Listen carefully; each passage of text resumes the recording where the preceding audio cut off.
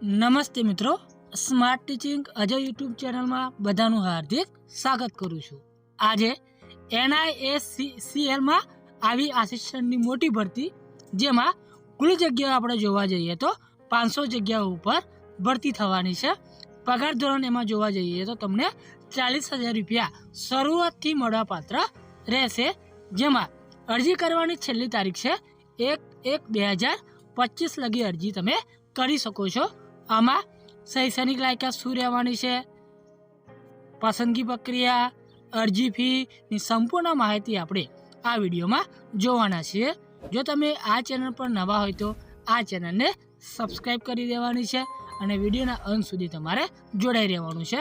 તો આપણે વિડીયોની શરૂઆત કરીએ, જેમાં NISCL આસિસ્ટન્ટ રિક્વાયરમેન્ટ 2024 હેઠળ new India assurance company limited એટલે કે NISCL દ્વારા 500 જગ્યાઓ પર ભરતી માટે નોટિફિકેશન જાહેર કરવામાં આવ્યું છે।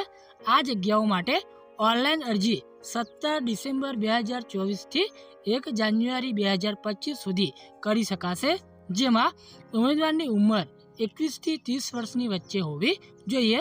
જેમાં SC, ST, OBC અને PWBD કેટેગરી માટે છૂટછાટ આપવામાં આવશે। એના માટે આપણને જે શોર્ટ નોટિફિકેશન જે મળ્યું છે એની લિંક વિડીયોની નીચે આપી દીધેલી છે, ત્યાંથી પણ તમે માહિતી એકત્રિત કરી શકો છો। ત્યારબાદ આ ભરતી આસિસ્ટન્ટની 500 જગ્યાઓ છે, જેના વિશેની શૈક્ષણિક લાયકાત, ઉંમર મર્યાદા, અરજી ફી અને પસંદગી પ્રક્રિયાની વિગતો ધ્યાનથી વાંચી લેવી। આ ભરતી માટે ઓનલાઈન ફોર્મ ભરવા માટે સત્તાવાર વેબસાઇટ પર જાઓ અને અરજી કરવાની રહેશે। ત્યારબાદ સંસ્થા કઈ છે તો New India Insurance Company Limited. પોસ્ટનું નામ જોઈએ તો આસિસ્ટન્ટ। કુલ જગ્યાઓ જોવા જઈએ તો 500 જગ્યાઓ ઉપર ભરતી થવાની છે। નોકરીનું સ્થાન જોઈએ તો ભારતભરના વિવિધ સ્થળો તમને મળવાપાત્ર રહેશે। ત્યારબાદ અરજી શરૂ કરવાની તારીખ જોઈએ તો 17 ડિસેમ્બર 2024 છે, જ્યારે અરજી કરવાની છેલ્લી તારીખ છે 1 જાન્યુઆરી 2025, જેમાં ફી ભરવાની છેલ્લી તારીખ છે 1 જાન્યુઆરી 2025 લગી તમે ફી ભરી શકો છો। અરજી કરવાની રીત તો તમારે ઓનલાઈન અરજી કરવાની રહેશે। પગાર ધોરણ તો તમને 40,000 રૂપિયા મેટ્રો સિટીમાં મળવાપાત્ર રહેશે। ત્યારબાદ જોઈએ તો કુલ જગ્યાઓ 500 જગ્યાઓ ઉપર ભરતી થવાની છે, તે આપણે આગળ જોઈ ગયા છીએ। ત્યારબાદ જોઈએ તો શૈક્ષણિક લાયકાત, તો કોઈ પણ માન્ય યુનિવર્સિટીની ગ્રેજ્યુએટ ડિગ્રી એટલે કે તમે સ્નાતક હોવા જોઈએ। જો તમે સ્નાતક કરેલું હોય એટલે કે કોલેજ પાસ કરેલી હોય તો તમે આમાં અરજી કરી શકો છો।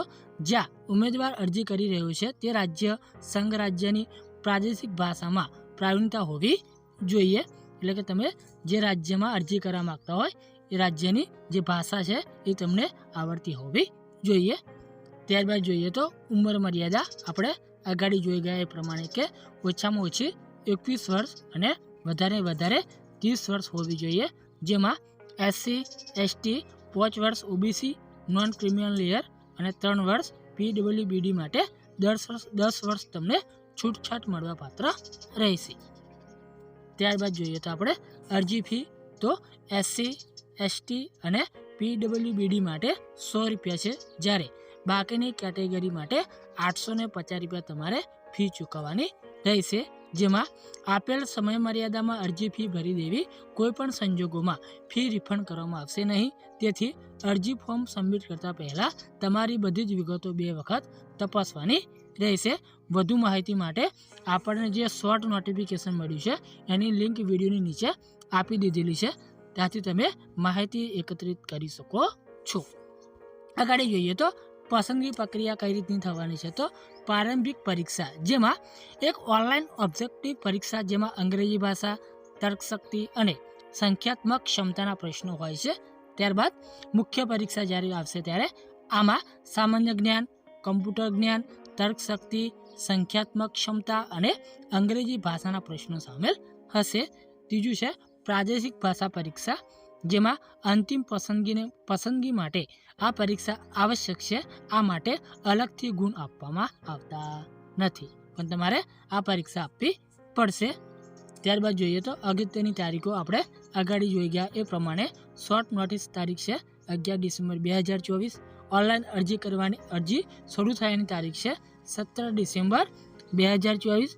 જ્યારે અરજી કરવાની છેલ્લી તારીખ છે 1 જાન્યુઆરી 2025 લગી તમે અરજી કરી શકો છો જો તમે કોલેજ પાસ એટલે કે સ્નાતક કરેલા હોય તો. ત્યારબાદ પગાર ધોરણ તો આગળ આપણે જોઈ ગયા તે પ્રમાણે તમને 40,000 રૂપિયા શરૂઆતમાં મળવાપાત્ર રહેશે. ત્યારબાદ ફોર્મ કઈ રીતે ભરવું તો ઓફિશિયલ જે વેબસાઇટ છે એની પર તમારે જવાનું છે. ત્યારબાદ રિક્વાયરમેન્ટ વિકલ્પ પર ક્લિક કરવાનું છે. તમારી વિગતો સાથે રજિસ્ટર કરો અને અરજી ફોર્મ ભરવાનું રહેશે. આવશ્યક ડોક્યુમેન્ટ એટલે કે ફોટો, સહી વગેરે અપલોડ કરવાના રહેશે. ત્યારબાદ ઓનલાઈન દ્વારા અરજી ફી તમારે ચૂકવવાની રહેશે. અને છેલ્લું છે ફોર્મ સબમિટ કરો અને ભવિષ્યના ઉપયોગ માટે ફોર્મની એક નકલ સાચવવાની રહેશે. જો તમને આ માહિતી ઉપયોગી થઈ હોય તો આ ચેનલને સબસ્ક્રાઈબ કરી દેવાની છે, વિડીયોને લાઇક શેર કરી દેવાનું છે, કેમ કે દરેક નોટિફિકેશન આપણે લાવતા હોઈએ છીએ. તો રજા લઈએ. જય હિન્દ, જય ભારત.